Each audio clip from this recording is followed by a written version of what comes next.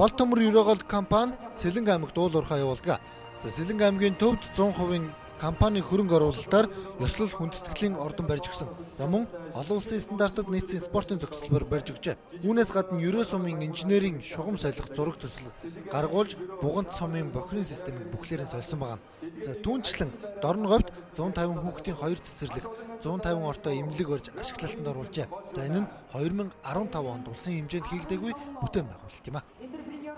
Юуны өмнө ажлын байрны сомтгол хийгээгүй.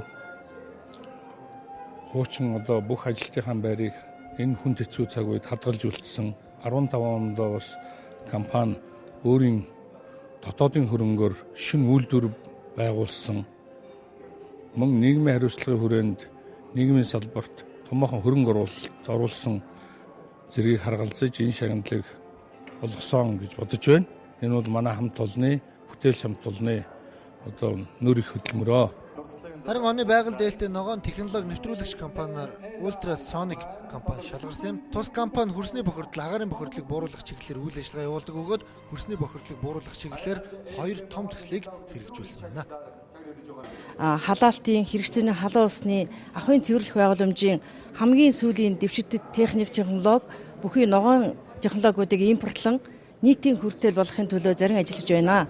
Өнөөдөр бидний энэ хүү амжилтыг үнэлж 15 жилийн маань хөдөлмөрийг үнэлж ногоон технологи нэвтрүүлэгч гэсэн номинацид шалгаруулсан туйлын их баяртай байна. Оны онцлог аж ахуйн нэгжээр үндэсний үйлдвэрлэгч өгөөж компани шалгарсан. Хэдийгээр эдийн засаг хүнд байсан ч ажлын байрыг нэмэгдүүлж доктортой ажлын байр бий болгосон амжилттай ажилласан байна.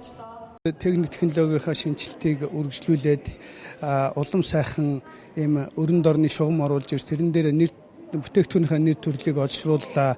Хэрвээ хэдийн эдийн засаг хүнд байсан ч гэсэн ажлын байрыг бас нэмэгдүүлж чадлаа. Тэгээд тогтвортой мөртлөө өсөлтөө, хөгжилтөө ийм жил болж өнгөрлөө. Онцлог аж ахуйн нэгжээр шалгарсан эдгээр байгууллагуудын хүчинд 2015 оны эдийн засаг нийгмийн төвшин өдий зэрэгтэй яваа гэдгийг худалдаа аж үйлдвэрийн танхимаас онцлсан. Эх онуудад эдийн засагт оруулах хувь нэмэр нь өндөр байна гэдэгт төрийн түвшинд итгэлтэй байгаагаа хэлж байсан юм а.